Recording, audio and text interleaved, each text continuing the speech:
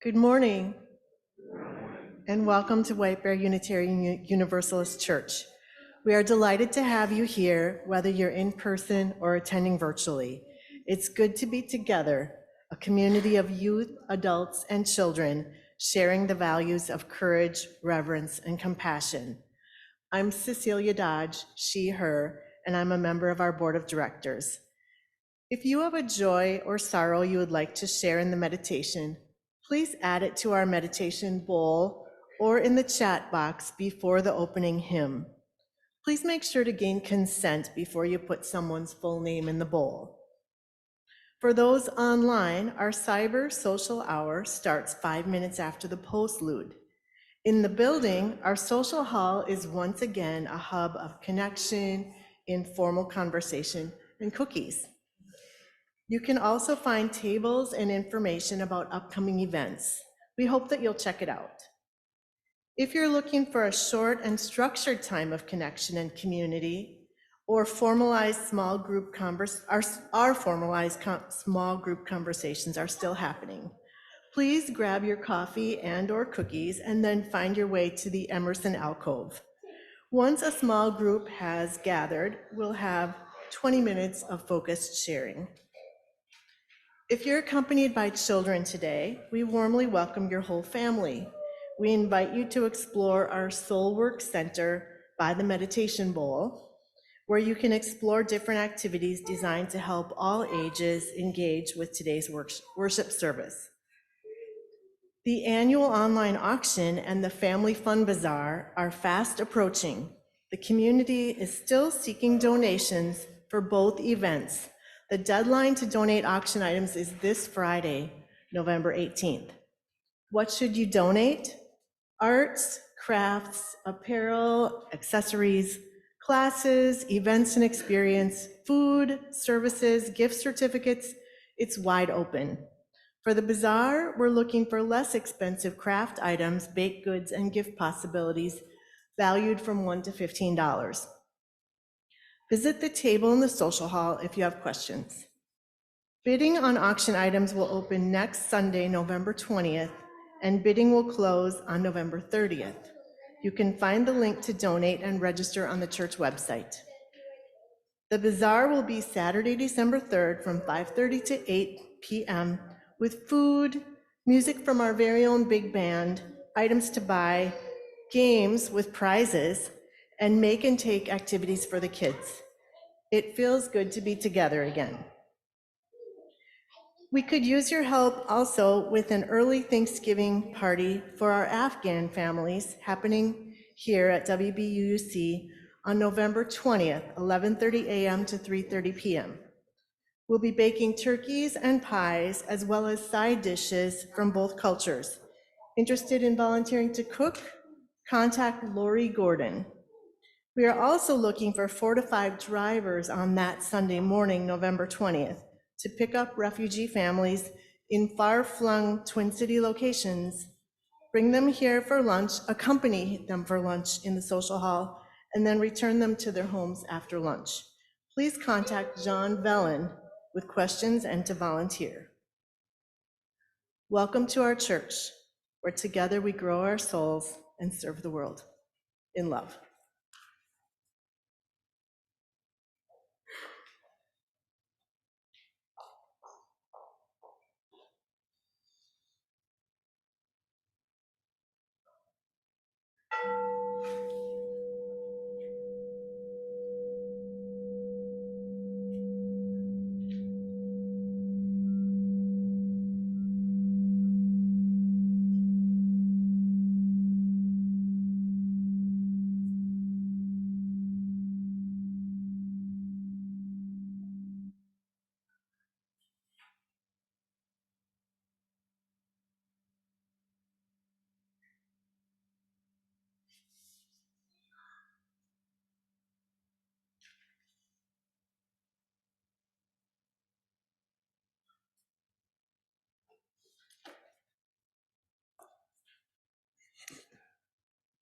Come into this place which we make holy by our presence here. Come in with all your vulnerabilities and strengths, fears and anxieties, loves and hopes. For here you need not hide, nor pretend, nor be anybody other than who you are and who you are called to be. Come into this place where we can touch and be touched, heal and be healed, forgive and be forgiven. Come into this place where the ordinary is sanctified, the human is celebrated, the compassionate is expected. Come into this place. Together, we make it a holy place. I'm Reverend Roger, and my pronouns are he, him.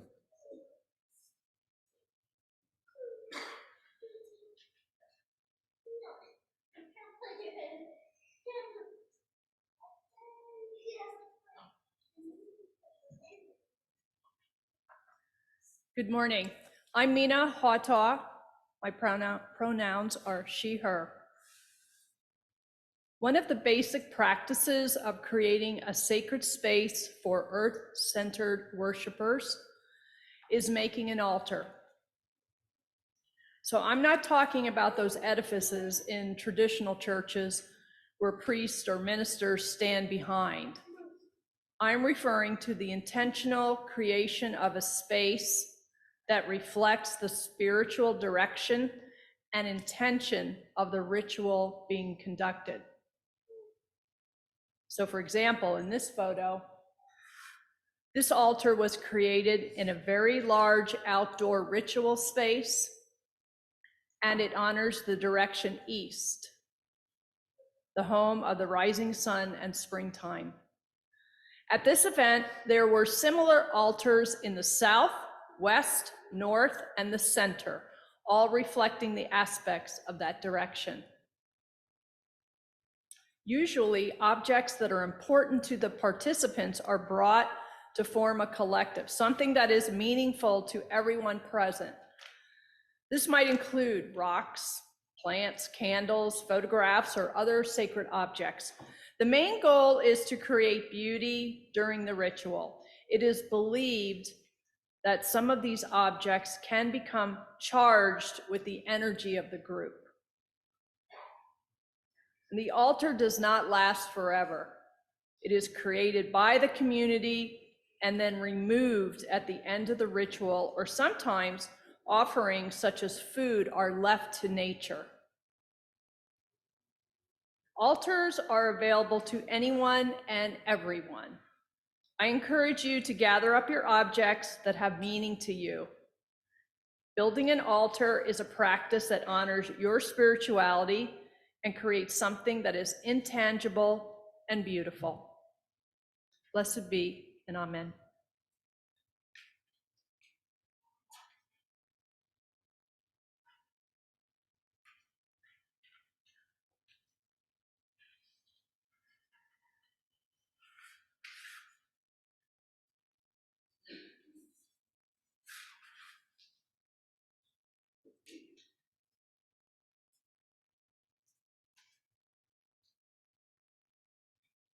Good morning.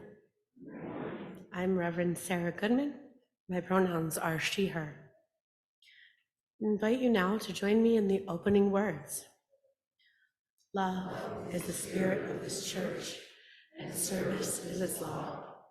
This is our great covenant, to dwell together in peace, to seek the truth in love, and to help one another.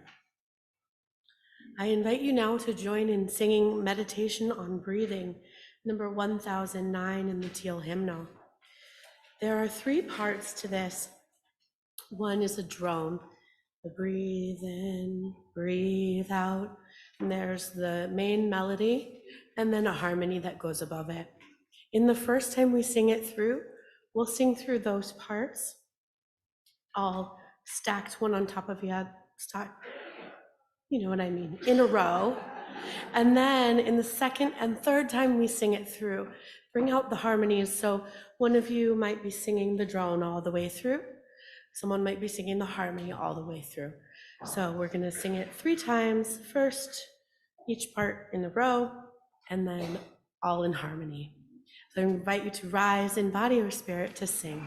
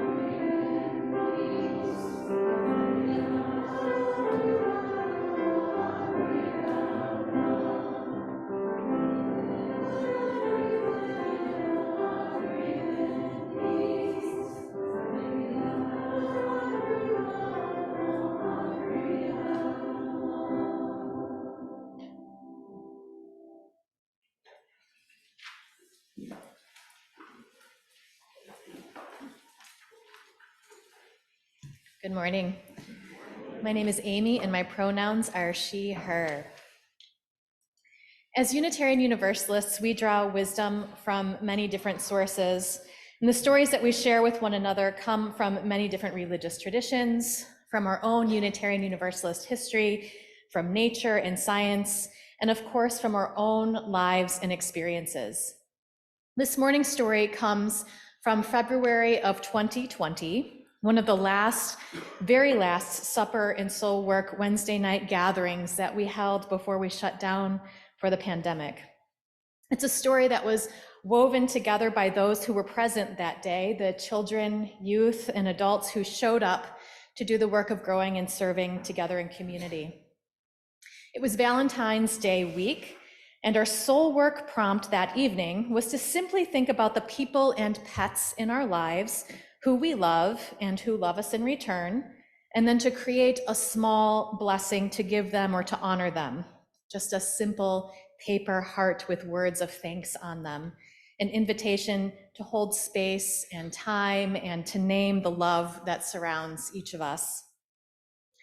As sometimes happens in our work, we found out rather quickly that night that this activity was not at all satisfactory to the children who were present that day.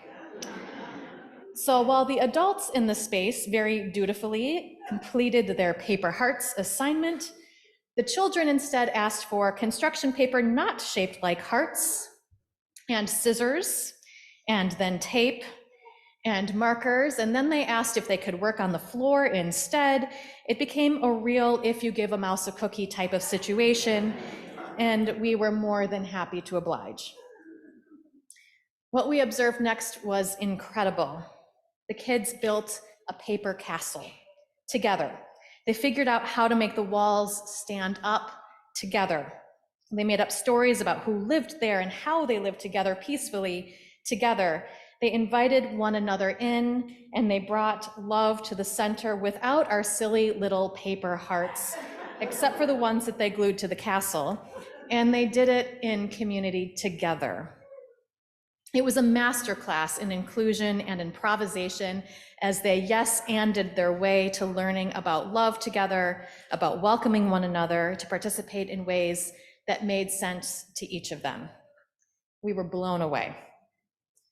Soul Work, both our formal weeknight programs and our Soul Work Center that you see here in the sanctuary, are at their core invitations to engage in practices that help center us so we can do the work of centering what matters most. These are the practices that help us sweep away the noise of the busy world so that we can listen to and notice and be present to ourselves and our communities and the world. Often we do add a prompt, like we did on that day, to help us call something specific to the center. And a lot of what we do in soul work is, on the surface, very individual or parallel play experiences. The practices that center me might be different than the practices that center you, and the things that come to the surface as we consider the prompt for the day will be different for each of us too. But our hope is always that the spaciousness of the container of soul work will allow us to grow in new and challenging ways as we engage in soul work as a community together. The activity we presented, the Blessing Hearts, was very much an invitation into a parallel play experience, each of us thinking, creating, growing on our own in the presence of others who might be doing the same thing. Sometimes a parallel play experience is just what we need. It's where we are. Growing does happen here. But the children that day reminded me that when we create a container where we feel seen and honored and safe, we can take risks and we can move into a different kind of learning, cooperative play, cooperative spiritual growth, cooperative community.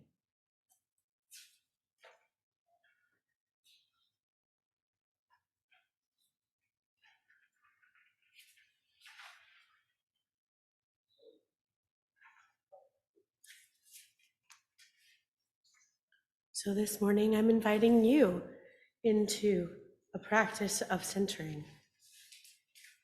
I'm inviting you into the spirit of meditation and prayer. I invite you to find your center. Some people, this may be sitting tall in your chair, holding your hands in a particular position, taking a deep breath. For some people, it feels like moving their bodies, moving around, laying down, closing your eyes. For some people, connecting with others is where they find center, holding hands or hugging or sharing a glance with one another. I'm inviting you into this practice, and in particular, I'm inviting you to do it your way. So find a center in your way and take your time. Make as much noise as you need to make.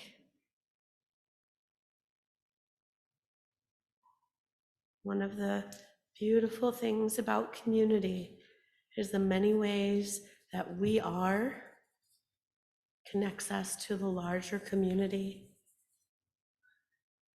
bringing it all together to make something bigger than us all.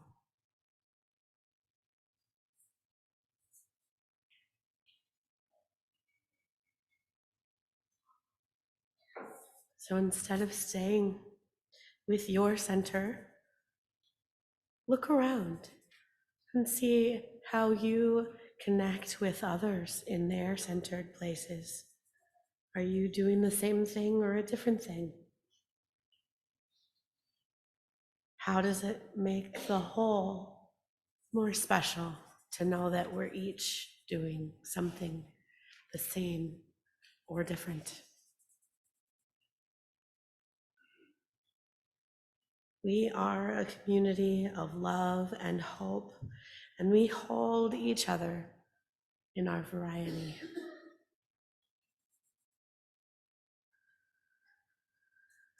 This morning we hold the Heathcote family. Adam's dad had a stroke last week. We are holding prayers for my 91-year-old mother in Pennsylvania who struggles with loneliness. We continue to mourn the loss of Barbara Qualley, and we'll be having her service of remembrance this coming Saturday at 10:30 a.m. here. We hold prayer for Jennifer Bennington, who is in end-stage liver failure and under treatment at Fairview Hospital. Jenny is Jan and Ken Harris's daughter. We hold support for Evan, a friend who's in the ICU after seizures and heart surgery.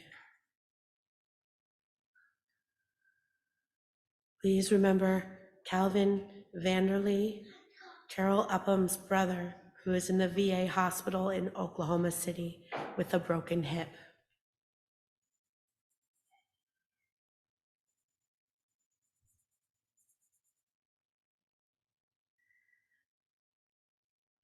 Now I invite you all to name aloud those people who are on your hearts that you'd like us to hold and lift up as a community together.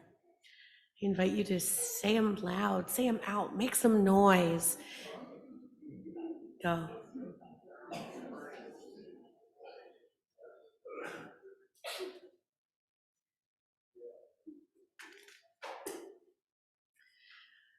With love, with joy, with sorrow and grief, we hold them all. We hold them all together. Amen.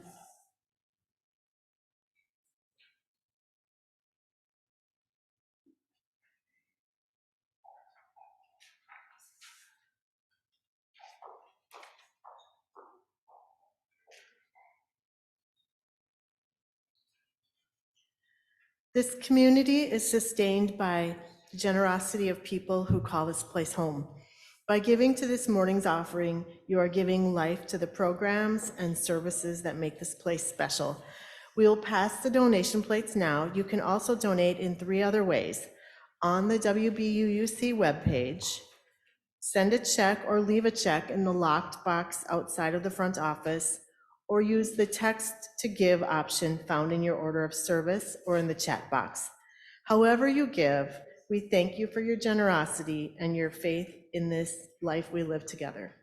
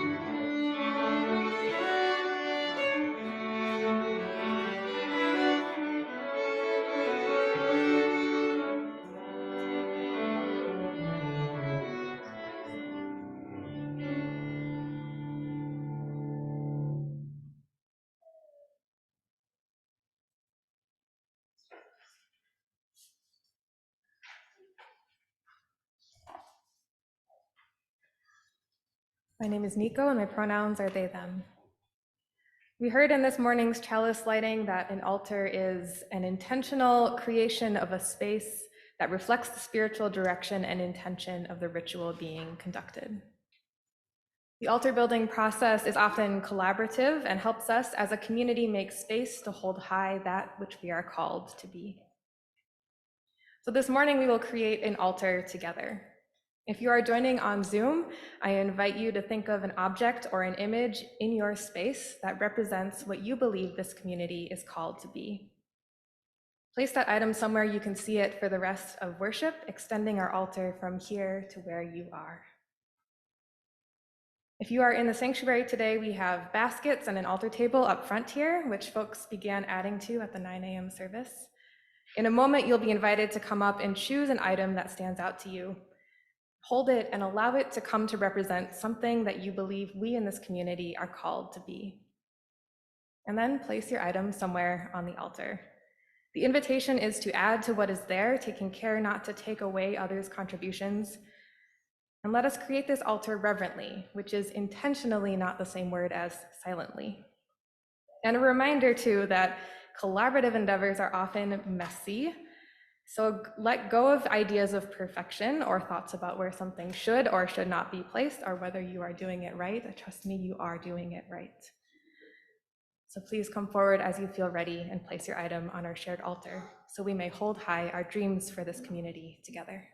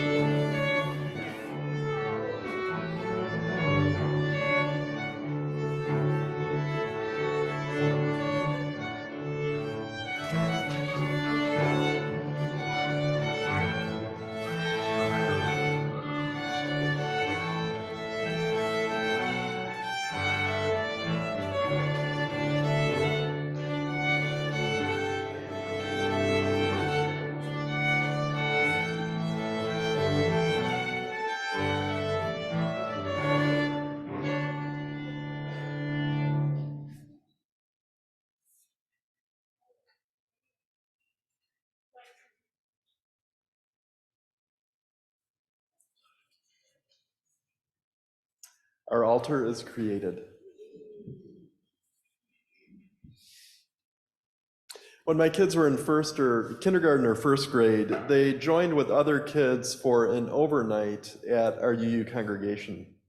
Each kid was given a large appliance box, and they had access to a bunch of different art supplies, and their assignment was to create a home out of that box. The only space large enough for us to have this project happen in the church was our common fellowship hall sanctuary. Much like before this was built, the room over there had that dual function. Well, quickly, that space was transformed into a bustling village. All the kids set out on this task with excitement and industriousness. What an amazing thing, when you think about it, for them to be invited to do. Chances are quite good that wherever they lived, they probably had not had an opportunity to put a lot of their own personality into the house. Like, they didn't get to choose the house colors or the setup of things or the decorations. Probably the grown-ups did that. But with this home, the kids got to call the shots. You want polka-dotted walls? Go for it. And the range of houses they created was incredible. No two houses were anything like each other. So I have photos of this project in Michigan in a box. And so I'm not able to share what that village looked like, but I found a picture online, and it is of a church in Maryland where they did this project not so many years ago. As you can see, their village was outside, a little warmer than here, or Wisconsin. Well, as the kids worked on their home, each kid kind of worked on their own. They might glance at the neighbor kids. If they needed an art supply, they might ask for one. But essentially, it was parallel play. After quite a long time, and they had a really long attention span for this project, the work stopped, and it was snack time. And then the whole group got to tour the village. So when they got to each kid's house, that kid would proudly show off their design. There were lots of kindergarten equivalents of oohs and ahs as they looked at each other's homes. There were wonderful, curious questions. After that, they had a little bit of time to maybe tinker with their home, maybe based on something they learned, and some of them actually worked together. Here, I can help you do that. So this part of the evening was cooperative, and it was just as much fun as the first part. Well, then it was time to put on the jammies and have a bedtime story, and each kid rolled out a sleeping bag or a blanket and went to sleep. Some grown-ups slept nearby. I remember that one of my kids had built a courtyard somehow, and so I slept in the courtyard. And then as morning broke, the village slowly came to life again, like any village would, with some people getting up earlier than other people. This activity was so fondly remembered that a group of high school seniors decided to reenact it. And so they got their appliance boxes and the crafts, and they built their own homes, probably a dozen years later. And the homes they built then didn't look like the homes they built earlier. Their tastes had changed, their personalities had evolved. Well, this whole experience for me is a symbol of how, as Unitarian Universalists, without a creed, we construct our own beliefs and understandings. But we don't just do this on our own. We're part of a village, a congregation. Who we are and what we believe impacts others in the community, and what others believe impacts us. Like the high school seniors with their houses, all of our journeys continue to unfold, and our beliefs and our understandings change over time, and much of that is spurred by being part of this village where we can share our journeys. We share spiritual journeys here because it helps each of us go deeper and create a belief system that's more whole, that's just better. This being a Unitarian Universalist, it is truly a collaborative, cooperative endeavor.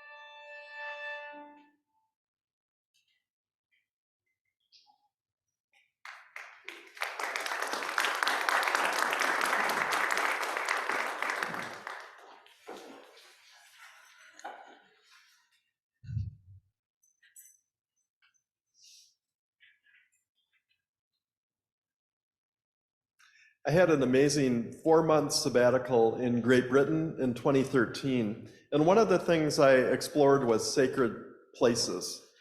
From a lonely spot overlooking the Irish Sea, where a solitary monk had built a hermitage 1,200 years earlier, to the Cavern Club in Liverpool, where the Beatles played frequently, learning their craft. I also visited many of the country's greatest cathedrals. Most were empty besides tourists, not surprising in a country where something like 5% of the population regularly goes to a worship service. The cathedrals felt more like museums than like living churches. Even when there was a service that I would attend, there'd be so few people. And most of the people there were from a narrow demographic that was older and whiter than the community around. The one exception was an All Saints' Day celebration at York Minster, the beautiful cathedral in the center of York. And this had an All Saints celebration. As you can see the church there, this All Saints celebration brought in people from the community, all ages, all walks of life. The cathedral was transformed. And so in the main massive sanctuary, all the chairs were put aside to make space for really remarkable spray paint artists. Here are some of the pieces of their art. And they were creating them as we watched.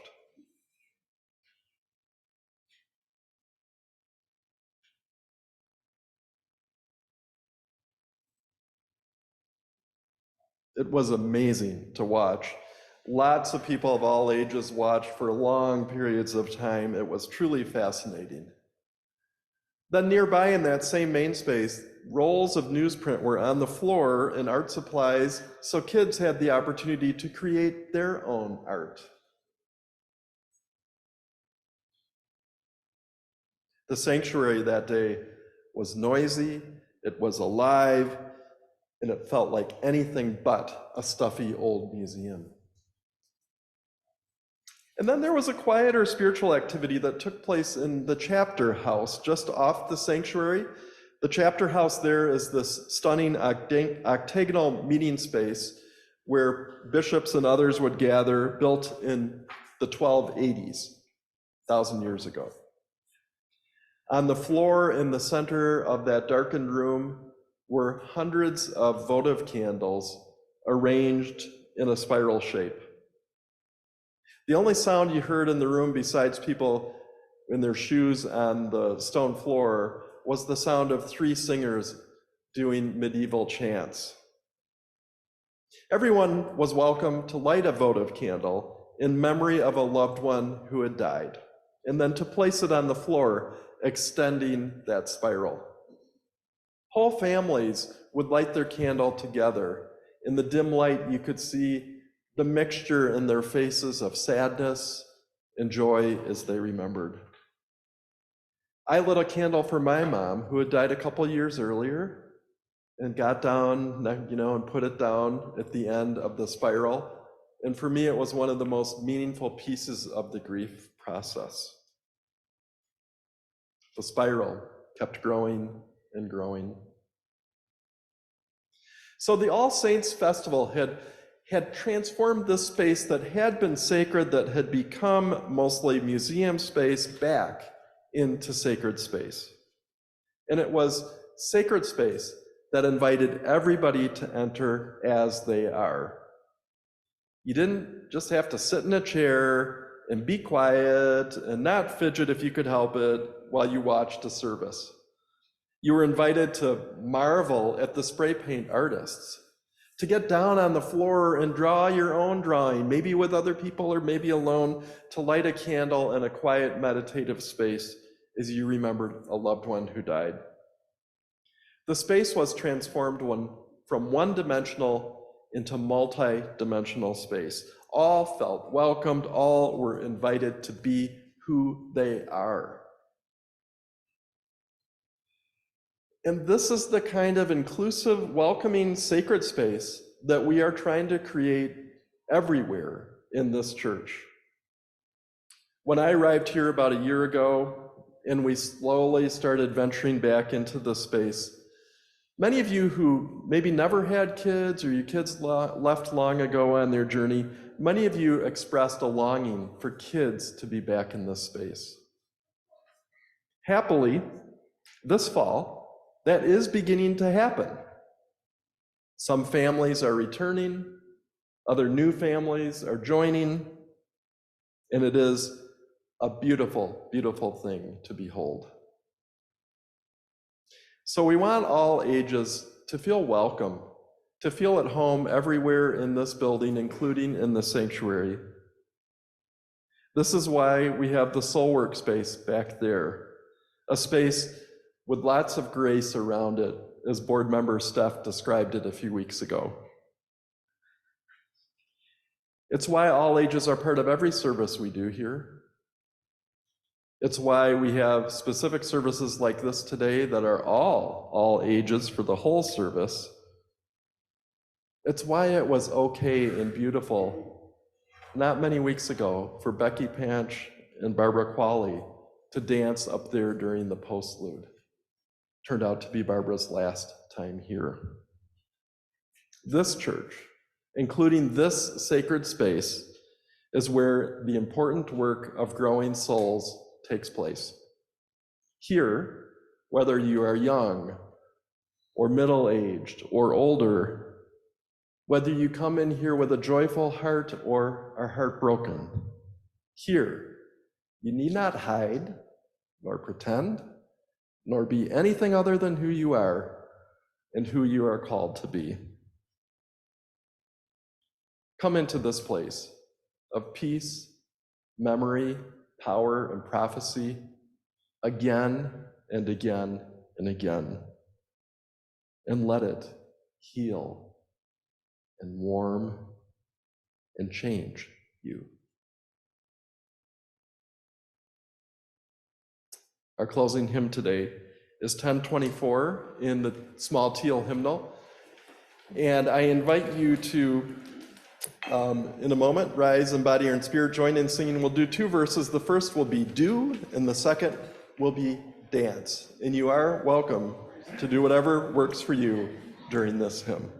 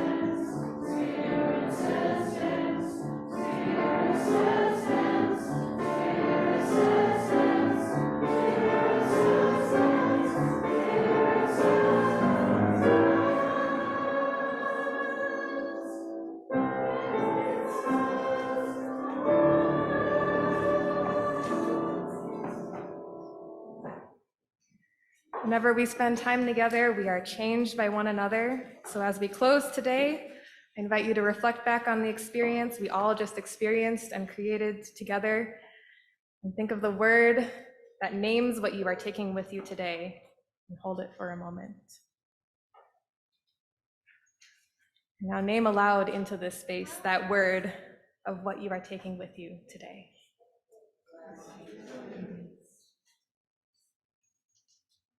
Grateful for being here, grateful for being here together.